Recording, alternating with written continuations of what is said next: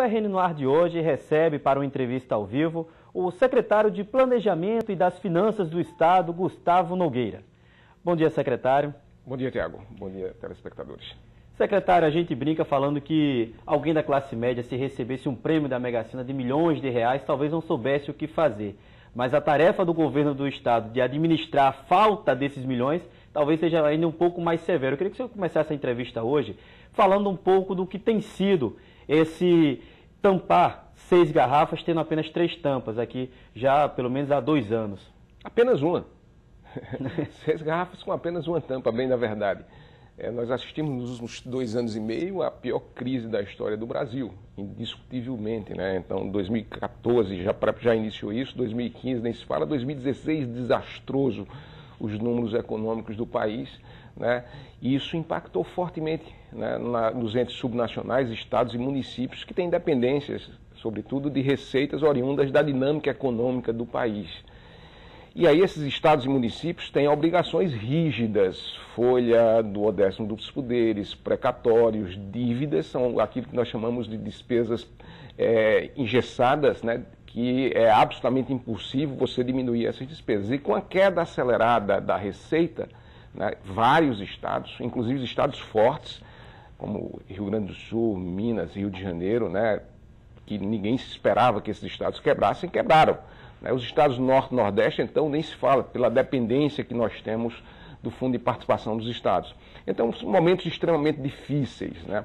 2017 entra, a economia dá alguns suspiros, mas ainda não reage, Tiago, da forma como nós esperávamos que ela reagisse, e não tira uma diferença, né? Nós saímos de 2016 com uma base muito deprimida de receita. É o pior ano da história desse país, a base de receita é absolutamente deprimida. Para você trazer essa base para condições normais de temperatura e pressão, vamos usar essa expressão, vai demorar um pouco. Então é muito difícil, a bem da verdade são 6 garrafas com uma tampa, e aí vamos ter que ter muita paciência, muita ponderação, muito espírito público, para que esses estados, e também o Rio Grande do Norte, que tem uma situação fiscal muito difícil, possa, nos próximos meses, quem sabe até 2018, equilibrar suas contas. Secretário, para que o telespectador possa entender um pouco, hoje, qual é o grau de comprometimento da receita do Estado para o pagamento de pessoal e qual a capacidade que o Estado tem ainda de realizar investimentos? O comprometimento nosso, segundo o último relatório de gestão fiscal, é 53% da receita corrente líquida, e isso acima do limite legal. Isso está publicado nos RGFs. Um número absolutamente elevado. Nós temos uma folha de valor elevado e uma receita corrente líquida baixa, daí esse índice ter superado bastante, ter crescido. Nós estamos, se compararmos com o mesmo período do ano passado, a gente está com um crescimento na casa de 1,18 apenas real.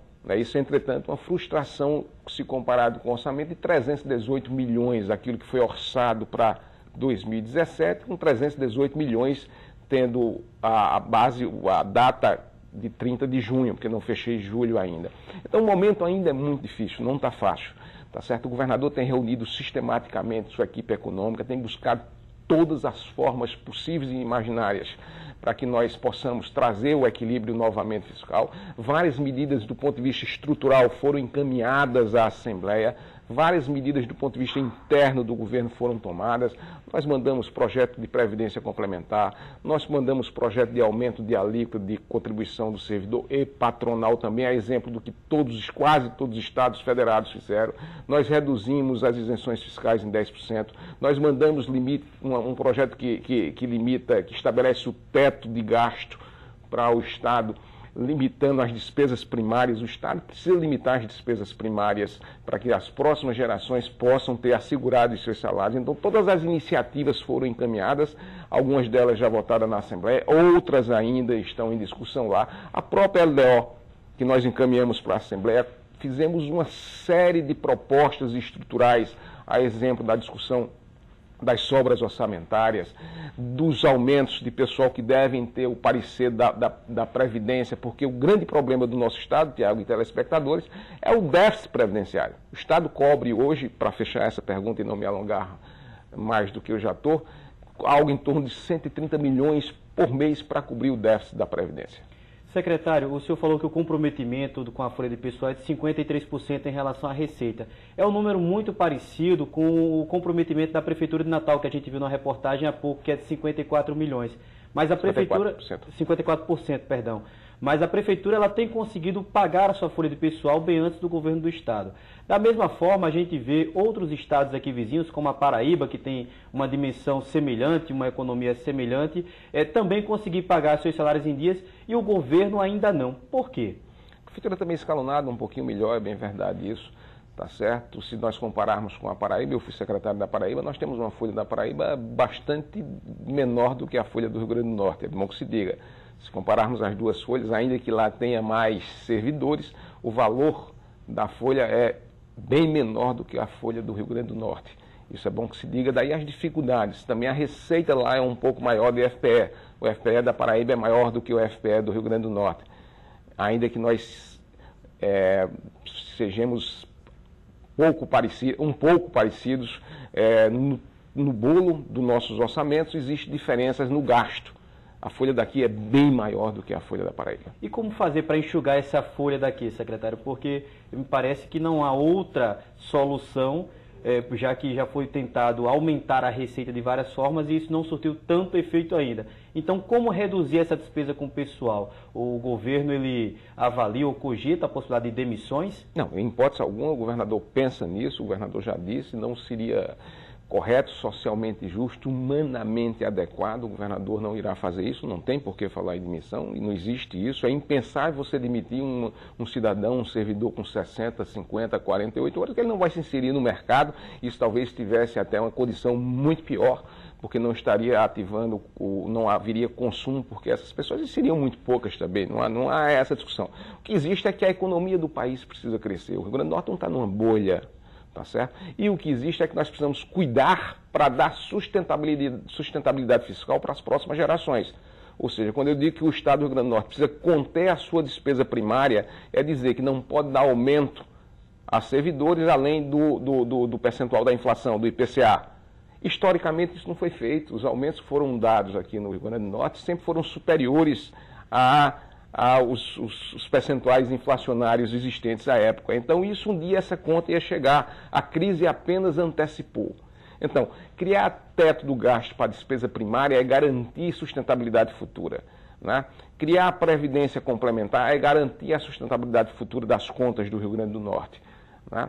Então, todas essas questões, discutir sobras orçamentárias é viabilizar recursos para o Tesouro para que ele possa fazer saúde, educação, segurança e salários também. Então, todas essas medidas estão sendo feitas e nós temos que manter o rigor no gasto e apostar também que a economia deva reagir um pouco mais agressiva para a gente ir equilibrando essa questão. A bem da verdade, nós estamos com 80% da folha recebendo lá até o dia 10, em torno disso, e um pouco essa diferença escalonada até o final do mês. O senhor tocou em dois pontos que eu queria que o senhor comentasse um pouco mais. O primeiro é a respeito do congelamento, né, agora a LDO foi apreciada na Assembleia, essa questão do congelamento dos gastos em relação ao ano passado, o orçamento semelhante ao do ano passado, o que a gente sabe que deve forçar muitos cortes, porque do ano passado para cá as despesas normais aumentaram. E aí vai se trabalhar com o mesmo orçamento. E o outro aspecto é essa questão da devolução do orçamento que não é executado nos poderes, que é repassado no 12º e que ele não é executado. Né? Está o Tribunal de Justiça com uma poupança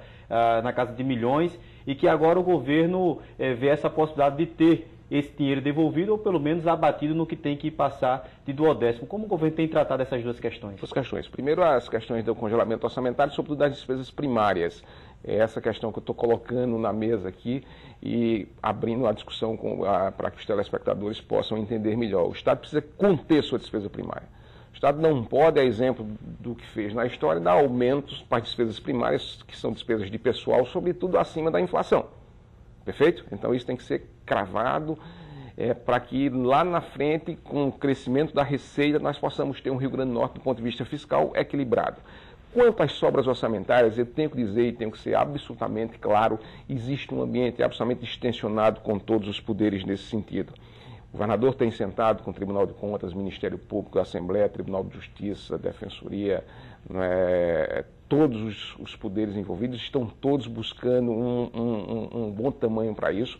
É bem verdade que boa parte desses recursos que a imprensa tem divulgado são recursos oriundos de receitas próprias deles e outras efetivamente de sobras orçamentárias, de orçamentos não realizados e que, pelo que nós propusemos dentro da lei de diretrizes orçamentárias, iniciativa do governo que foi encaminhada à Assembleia, essas sobras devem ser devolvidas ao Tesouro do Estado inscrito como recursos diferidos e abatido do 10º seguinte.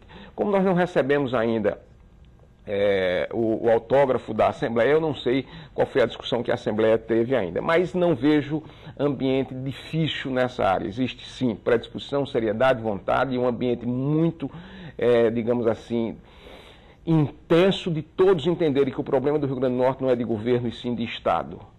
O senhor falava, só para a gente finalizar agora a nossa conversa, a respeito de despesas com o pessoal, mas eu quero agora passar para a parte dos investimentos. Sempre que o governo faz um grande investimento, cita como referência o convênio com o Banco Mundial.